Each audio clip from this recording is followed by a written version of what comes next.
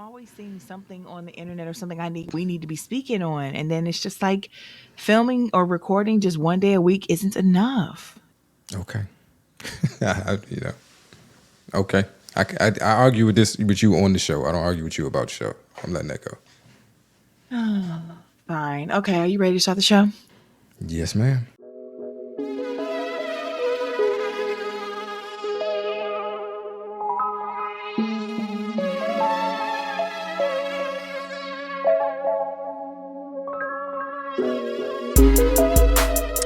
Hey everyone, and welcome back to One Man and One Woman, the podcast. I am Tara Michelle. And I am J. Flan. I feel like every week you forget that. You just sit there. Do you want me to say your name too? I just want you to be represented fairly and equally here. I got it. Don't worry about it. I just want to say this is the second time we're attempting to record this. She backed it down a little bit this time. The first time she clearly went into her little sultry. No, I don't have to talk about that. Nope. We're not talking about that. We're not talking about that? No, we're not talking about that. That's why I didn't bring it up this time, because I will not have that blasphemous. No, we're not doing that. Blasphemous behavior and all of those allegations. You gave him a little bit. It's the podcast. And you did it anyway. And you did it anyway. I'm gonna start the recording over again. I got all night. Unbelievable, bro. Man, dudes be so mad annoying. Okay. So tonight's subject is what happened to family. And when I think about this subject, I am comparing what it was like when we were younger to where we are now. And why it's so different. Any thoughts?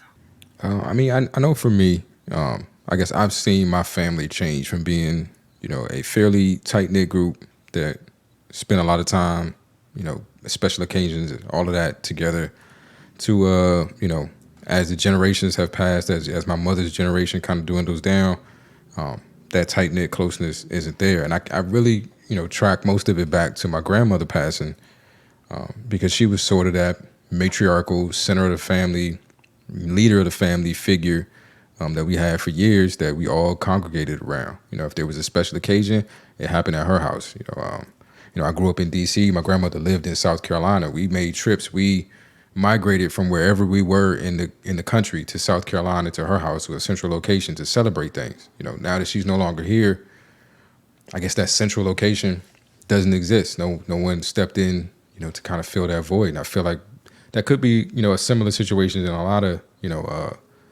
Black families right now. Like, I hate to even say this because it doesn't help my rep, but my grandmother was called Mama White because her last name was White. But there aren't any more Mama Whites and Big Mamas and stuff like that. Like, we don't have those centralized figures that we all tend to congregate around that we view as like leaders of the families or linchpins of the family. I think with just our natural, with the way society has evolved and people don't stay in their hometown and everybody's moved and is someplace else, we just lose touch. And I think social media has offered us something that feels like, staying connected when it really isn't. And so we just lean on that, and the other stuff has fallen off dramatically. Dramatically. I agree. And I can say that I have a similar situation. So I think after my great-grandmother's generation died out, my grandmother tried to keep the family together, but her siblings opted to hold little family events of their own with their kids. My grandmother kept it open for the whole entire family, but that's where the separation started. And the generation under my grandmother, her daughter and her, the cousins of that generation, they haven't kept anything together. That's when the family totally broke down. My grandmother is up in her 70s now, her higher 70s, upper 70s, and she cannot do what she used to do. My grandmother would buy all the food, cook all the food, bake all the desserts, and have everybody over at her place. She just can't do it anymore. So with the generation above me unwilling to do it, I started hosting Thanksgiving. The only problem with that is I don't mess with my cousins. My cousins are terrible people. So when it comes to, your thought of people move out of town and stuff, yeah, that can be true. But for my family, we were all still here together. We just didn't deal with each other. My grandmother and her lineage, like her daughter is a deplorable person. Her daughter is my biological mother, and I'm just going to leave it at that. But me being the firstborn and my siblings, we're all cool. When I think about my family, I think about my grandmother. I skip over her daughter, and I go to me and my siblings and my children. So that's it. And I was like, okay, well, I can't afford to do, every holiday. So at first I started hosting Thanksgiving, and then my sister would bring some dressing or something like that. My grandmother would bring the sweet potato pie or the peach cobbler. And we just started doing our own little small unit. And the thing that bothers me the most is my siblings. Like I raised my siblings up until I was 19 when I got married and I moved out on my own, and then later started having my own kids. But I don't know. I just feel that loss. But I myself have to admit to being a part of this individualistic society too, because when my brother lived here and when my sister lived here, we all stayed within 10-15 minutes of each other, and we didn't see each other. I did move to Illinois for a while, and I lived far out, not enough that they couldn't have made it to me. But it's just, I'm 11 and 12 years older than the younger two, almost 5 years older than my closest sister, and we just lived our own lives. My sister found her own set of friends and treated them more like family. My little brother did the same thing. My little sister's pretty much been a loner. I would say that she and I are probably closer. She just had a baby, so we're definitely closer now because I'm obsessed with my niece, but I took it for granted. And now that they're gone, I miss it, and I'm so angry with myself because I'm like, just Thanksgiving? Really? That's all you had? You could have seen them at any time, invited them over at any time, went to them any time. And now my little brother's in Houston and my sister's in Chicago. And I, I don't know. It just fell apart literally.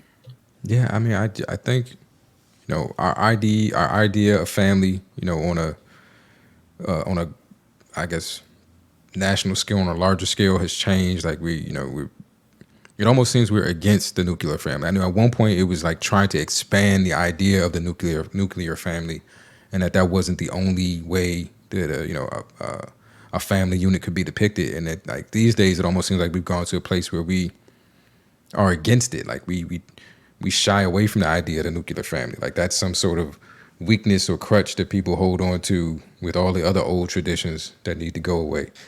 And I think we've dissected the family from the very intimate, immediate family household thing, and I think that's going to have an impact on the wider, like you said, village aspect of having a family. Like households aren't even households anymore, so I don't know how we have these groups of households come together and form villages and maintain relationships. We don't do that anymore. And I think like social media has really created this illusion of closeness. If I'm your friend, it used to be, for me to know what was going on with you, I was going to have to reach out and contact you. We're going to have a conversation, or God forbid, write a letter. I don't know. But these days, I just follow your status. I saw what you did yesterday. I commented on it. That's all the conversation we really need to have. I don't have to go see you to see how the kids are doing. I saw their graduation pictures on Instagram. So we don't need to meet up for Thanksgiving. I've seen what your kids look like. I know you just got a new job. So-and-so is married, and I hearted all of it. So yeah, we close. Does that not sound scary though? I think I'm 43. My sister I think is 38. And getting ready to be 39. And, then I have like 33 and 32, I think, respectively, for my younger siblings. And my little brother just got married to a beautiful young lady. And he had his wedding down in Houston, and I went. And in the wedding, he had his best friend's kids, instead of asking me if mine could be in the wedding. And that stung. I ain't gonna lie. I want to say it stung, but it pissed me off because I thought to myself, see, Anton doesn't remember me raising him. He doesn't remember that I was there Taking him, on his first trip to the park, putting him in the swing for the first time. There, when he took his first steps, I was the one he called mama for the first time. And he doesn't remember those things. I know he remembers that I made the best ramen noodles and Kool-Aid, but he doesn't remember everything I remember about the day he was born and all of those years because he was a baby. So to me, it's like we have such a small unit of a family. You have one niece and one nephew in the age group to where they could have still been in the wedding. It would have taken them 2 minutes to learn what they wanted them to do in the wedding, and they would have been fantastic at it. And instead of saying, "Hey, sis, I know you're in St. Louis and I'm here in Houston, but do you think you could pull this off?" Giving me the opportunity to say, "No, we wouldn't be able to make it to rehearsals." I would have made it to rehearsals. I would have brought my kids there for whatever they needed us to be there for because my brother only gets married once, And I'm speaking that into existence one time. That's it. This is who he's going to be with for the rest of his life, happily ever after. But he didn't even ask. He didn't even think of his niece and his nephew. Now I know he refers to his best friend's kids, his niece and nephew, but they are not. That they are not blood related to him in any way. And he didn't think about his actual family. Why? Because to him, his best friend is family. The younger generation have gotten off to the point to where, like, I might not speak to my brother for very long periods of time. I pray for him every day, but he will go off on his own journey and not talk to anybody in the family, but he's talking to his friends all the time. He has chosen to make that his family. And my sister, is like that too. And I know it's not with malicious intent. He isn't meaning to harm me. He didn't mean anything by way of just, intentionally discounting, my kids. He literally just didn't think of us. He didn't think of them because to him, his family is the people he's with every day down there. He started a new family with his wife and with his friends. And that hurts me immeasurably in a way because, like I said, I remember raising him. But it doesn't make me angry because I know there's no malicious intent. But I want it for us. As small as our family is, I really and truly want that closeness. Even though he's in Houston now, I'd love to do the video calls with my brother and text more with my brother, but I don't feel like he has a desire to do that the way that I do. And I'm not going to force myself onto anyone. Our family is broken in ways that I don't know if we'll ever be able to repair it. But, I wish I would have taken advantage when he still lived here. And I will forever regret that. Yeah, and I don't think it's just the new generation, because I mean, I know a lot of us in our generation have trauma from family members. Like some of the worst things ever done to us were done by people who shared the same name or shared the same blood as we did. And it did become for a time where the family you get to choose, can be more attractive and feel more like family than the family that's you're biologically obligated to. And so a lot of people are running from that. We haven't had, like I said, we've run so far away from this idea of like the nuclear family or what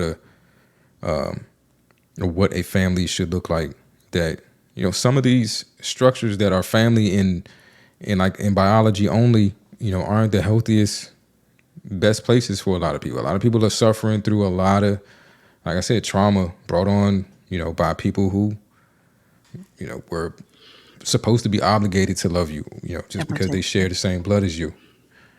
So yeah, I mean, this is, I have people down here that I consider family. I get real weird with like Elise calling people aunts and uncles. Like I'm at that place with that. Like I'm not a big fan of my daughter referring to somebody as her aunt that's just like a friend of her mom. Like that's I don't know what she could be, but it's not an aunt.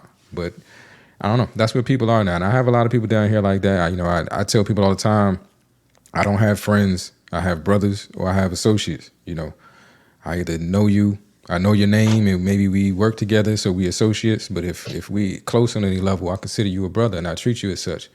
And I probably have closer relationships, more consistent contact with these people who I have adopted as my brothers than I do, with my actual blood relatives. And that's just the nature of those relationships. I don't necessarily feel a need to foster one over the other or make sure that one is more close knit than another, because that person shares the same name as I do. The relationships just are what they are. They've grown organically over time to be what they are, and usually, in some cases, for good reason. So I don't know. There's a lot of factors that play into this. We're separate, and we've removed emotion and stuff from a lot of things. And I think it just these decisions that we make have long stretching consequences. A lot of this could be attributed to our flippant attitude towards sex and sexual relationships. Now you end up with kids with people who don't necessarily like each other, or maybe now you don't even like your own kid because they remind you of somebody, and that doesn't create the best foundation for a person having this idea of family. There's a lot of things that have gone into the destruction of this, or the fact that the family isn't the same. But I really like your idea about social media because that is so true. As I think about it, like I tell people on my YouTube channel all the time, I spend more time in the comments and on Instagram and my DMs and under the post on my Instagram. I talk to people regularly that I've never met in my life more than I talk to my family. And like I already admitted to, I'm guilty of that. I just was busy raising kids, getting married, then having kids and raising kids, getting a divorce, and falling in love and starting to raising the family all over again. And there's I've lived a life, and in that life, it's been about my kids. It's been about my work career. It's been about getting, more degrees and to further my work career. And it's been about me and my family, the family that I created. And that's what my siblings have done as well. Again, I don't think that any of us have done anything wrong. It's just that I wish that we all would have fought more. And I'm just talking about my siblings. I wish we would have fought more to stay in touch. I have a friend who I call my little sister. Her name is Tiffany. She has a humongous family. I love to watch everything they do for the holidays. They get together for like just girl just because parties and stuff. And it goes back to me thinking I don't think I've ever had a birthday party in my adult life. I've never had like a group of female friends to ever go on a girls trip. I've had, for real, two female friends in my life, and one of them ended in a complete disaster, and the other one we just grew apart. And it's just it's interesting to me how much of a loner I am. But as I get older, how much I long for and yearn for those relationships with my siblings. And I feel like, like I said, two of them don't live here anymore. So it's kind of late for that. But I do have my little sister here. So I'm grateful for that. But I just don't know. I think we pacify what we do. What we've done is we like you said, we don't even think on the holidays about, I spend Christmas out of the country every year that I can, or at least nowhere near the state that I actually live in, because I like to travel. I'm with my kids, making memories with them. But at the same time, I'm talking about I wish I had more time with family. It's so hypocritical, and I don't even know how to make it all meld together. But the heart wants what it wants. I would love to be able to go on a trip with my entire family, rent a huge cabin somewhere where everybody can have their own room and just make memories. That's the thing that's most important to me now. As I'm 43 years old, and I'm just thinking about time is the most precious thing that we have, and it's the one thing we can't get back. And I just wish that we made more time for each other. I talk to my podcast friends more than I talk to my family. I talk to my coworkers. Just go back. You were talking about the nuclear family. Our children spend more hours a day at school than they do with us. They come home with us, and maybe depending on what time they get home, somewhere between 3 and 4 for most people. And then you got them in the bed by 8 or 9, and then they're sleeping all those other hours. Their waking hours are spent more time is spent with their friends and their teachers than with us. So it's starting at a young age. If we're not doing the family get togethers and we're not going to, and it doesn't have to be holidays. Can we go meet up for Sunday dinner? Can we go to the park on a Saturday? Can we have a game night at somebody's house, a different house every week? Can we? It doesn't have to be elaborate. It doesn't have to involve a whole lot of money. Can we do those things? But it doesn't even cross my mind. I'm saying this to you now because I'm nostalgic and I'm in my fifties. But when my siblings lived here, that is not the type of time we were on. We would always say we should. Oh, we got to do this. Because when we got together for Thanksgiving in my house, baby, we kicked it. We sat around and talked about the good times and the bad, all here together, just loving on one another, loving that feeling. And then we left and went right back to business as usual. We just don't make it a priority. But I'm with you on I want those relationships. I think I just have, and I think a lot of people have gotten to a point where who those relationships are with is not the critical piece. Like when I moved here to Texas, I had to sort of adopt a family, and we did just what it is you talked about doing. We were all people who moved here to Texas from other places. We didn't have family here, so we sort of became each other's family. We spent holidays together, and then we had just random family nights. You bring your kids, we bring our kids. They go out and play in the backyard. We're gonna play board games over here, and we did those things like as a thrown together family, but because we valued each other, we valued time around each other, we enjoyed spending time around each other, we saw some benefit to our kids playing together, we saw some benefit to us just socializing with each other. There are some family units where like the idea of being around each other is like, where's the benefit? I got to walk in there on the defense. I got to make sure this doesn't happen, or this person don't talk to this person, so this fight don't start off, or let me make sure that I don't want her asking me for money. Like there's just a lot of situations where family, just because it's family, doesn't present like a beneficial situation to you. Like to be in those spaces is not always beneficial. And I think some of this has come back, from just these splintered,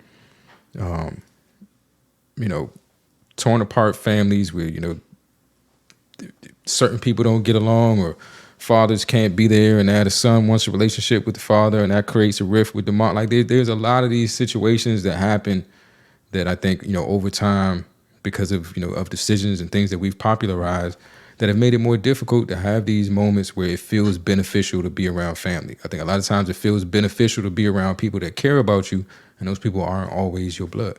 I 100% agree with that. But here's the thing. Like me, for Thanksgiving, I didn't invite my bio mom.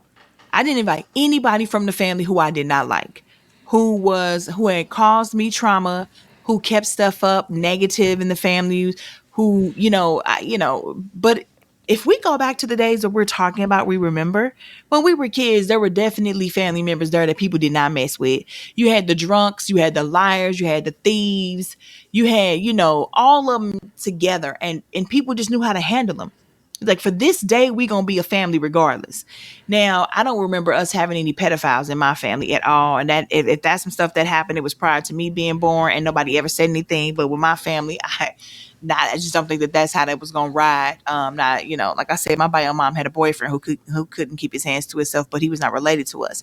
So for harmful people like that, absolutely, they shouldn't be invited anywhere. But you can always control that. You can control who is around, and unless you literally hate every single person that shares your blood, you can come up with some level of getting together with the few people that you do deal with. Like I did, I invited my grandmother and my siblings, and my children were there, and now we had the greatest time, and it wasn't all trauma filled. And even when we did talk about something that happened, we can laugh about it now because we're grown and we know we can defend ourselves. So that's not always the case. But if we say that that is a lot to do with it now, why were we able to deal with it back then? Because there was respect. You were not going to walk into Big Mama's house. You were not going to walk into Grandma Vi's house fighting with nobody, fussing and cussing with nobody. Y'all were going to get along that day in front of her. And then even if y'all went home the next day and met up somewhere and fought, that's on you. But it was respect there. So I bring it back to when you said we have people who are having kids at a very young age. They're becoming grandparents at a very young age. They're still working one or two jobs themselves. It's so much harder to make ends meet because everything is so much more expensive, but the rates of pay are not going up. So maybe that has a lot to do with it too. People are stressed, people are overworked, but again, those people still make time for their friends. But again, it's because their friends work with them or because they're friends and they can talk to them about the same type of thing. They're going through the same type of thing. I have such huge age gaps between my siblings, so that has something to play with it too, play into it, I guess. I don't know, but with all these excuses, I just don't care. I want to figure out how to make it work. I want to figure out how to reach out to my siblings and say, I want to do a sibling trip, which by the way, I've been saying for no less than 10 years. And they say, okay, let's do it. Like I don't want to feel like I'm pushing myself onto them. And I know they don't remember the things that I did for them and raising them and how I was there for them. I remember though. That's the thing. I'm left with the memories because I'm the oldest and I was there and I was doing these things, whereas they don't. And I don't know, because I've never been the type of person to beg anybody to do anything. If I keep saying something and you're like, yeah, we should, but it never happens, then I mean, it is what it is. But I don't want that to be a regret I go to my grave with. I don't want to be, laying around at 137 years old saying I really, really wish my siblings and I would have did that still. I think if you make the effort and you put the energy out there that that's what you want, that's all you can do. You can't control anyone outside of yourself. And I think that when it comes to family, sometimes the best thing we can do is impart that in our children so that they can, move on and create those families but we can't always go back and change what's already happened. But to what you were saying earlier, like, I really don't think that it's just, it's that we can't handle these situations. At a certain point, you get tired of handling stuff. Like, why should I have to what is the benefit of being around these people that makes me want to put up with the stuff that I don't want to put up with? And I think in some situations, families have, they've lost that benefit. We weren't close knit to begin with. Like, we're just hanging around each other out of some sense of obligation. We don't like each other. We don't get along. I don't want to be here. You don't want to be here. Like, why are we here? I think some people have just decided I'm not going to handle it. Like, why would Isn't I that sad? stress myself? Isn't that sad? It's These are people sad. that you are blood, and I get it. Like I said, you're not gonna like everybody. But if you are a person that's sitting around here right now and you don't talk to not one single solitary person in your entire family, like what is wrong with everybody? How could the family get so bad? How could it be that terrible that people are just like, I refuse? And I'm not actually asking how because I've been through some things. I fully understand how. I more to the people who are causing the traumas and more to the people who are doing the harm. Why would you want that your family to be like that? Why would you want to be the thing that destroys your entire family? If the Day of the Dead stuff is really real, and then there are people who when they pass on, nobody's remembering them, and in their memory, they're gonna fade on that side too, simply because nobody has their pictures up, nobody's talking about them, nobody remembers them, nobody friggin' liked them.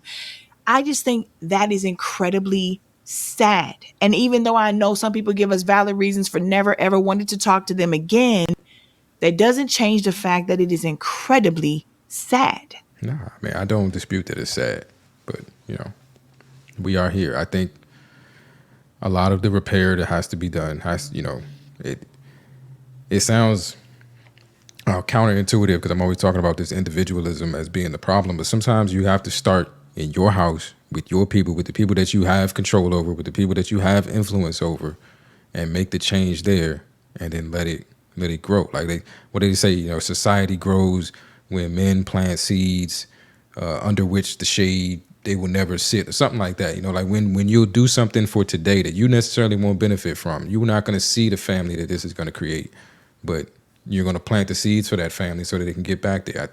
So many of the things that we are going to need to do to see some change in our situation, and when I say us, I'm talking about people of color, are going to be things that you and I are not going to see. We're not going to see the end results of, but we may have to sacrifice now for those end results. So we have to sacrifice now and don't see the reward come, but just have to believe that it's going to come. But I think there's so many things for us that are going to require that level of time and that correct level of passing on through generations, that we're going to have to make some sacrifices and take some L's now for future wins that will not be a part of. But if we don't, it never starts. So That doesn't I don't know. make me feel better. I want to participate too. I mean, I do love Yeah. the idea of planting the seed and maybe getting a family through, having my kids build a family. That is everything I wanted it to be. And Here's you my thing. There's two things. and you being that big mama again, you being that matriarch. So here's my thing. There's two things. One, on my bucket list, I want to pull a Lucky and Justice. If you've ever seen Poetic Justice, I am all about riding past a big old beautiful black family reunion, getting out, parking and crashing and pretending to be somebody's great niece, because I just love that part. I love the idea of being a part of a hugely melanated family event because I don't get to do it, and just being and just sharing love with people I don't even know. There's nothing more beautiful to me than being around, black people, and it's peaceful and we're having fun. That it feeds my soul. I don't even have to be related to them. I just like that is just something it feeds my soul. So I want to put this out there to anybody who's listening. If you're an event planner, party planner, if you have a really huge family and y'all already do events like this anyway, I would like to see if we can get together the people of the world who do not mess with their biological families for one reason or another. And what if we just all picked a day and a time and we met up and we became family? If that's what people out here doing now, is just willy-nilly picking their families, I just want to have a really great barbecue, sit back, play some bones, some spades, some Uno, some goldfish. I don't care. I just want to be around people, and I want it to be a whole bunch of us. I want there to be no violence. I want there to be no beef. And if we all come together and we don't know each other, there shouldn't be any of that. So if somebody wants to plan that, holler at your girl. You can email me at opinionatedsense@gmail.com. That's sense, SCENTS. And let's talk about it. And I'm super serious. Super serious. I want the experience of a huge family event where I don't have to be around people who have traumatized me beyond repair. Yeah, they're like, my family still does a huge reunion every year. I haven't been in years, but And people here we still do go. That's what I'm talking about. it. Why? So, yeah, again, you got to present to me the benefit. Of being around your family? Yeah, what's the intrinsic benefit? Like you make it sound like it's your like, yeah, are you just going to get there and because it's family, like family powers activate or something like that? Like your melanin going to increase because you're in the vicinity of other melanated Well, people I or haven't something heard like you that. talking about your family the way I talk about my family. Like my family has really, really bad people in it. I haven't heard that from you, so I would just venture to guess that would be a great. I mean, and especially because it usually only happens once a year. I yearn for it. I yearn to be around people. Like I had two parents, neither one of them wanted me. They made me know that my whole entire life. So I'm a girl who's literally built a family with my children, and got married and that ended disastrously. Was married for 11 years and that ended. It never should have happened in the first place, but I can't take away anything that resulted in me having kids. I wouldn't want to take anything away from that, but I don't know. I tried. I like I said, I was the only person in the family who stepped up to do Thanksgiving when my granny was too old too, and I'm proud of that. I'm proud of all the years that I hosted Thanksgiving.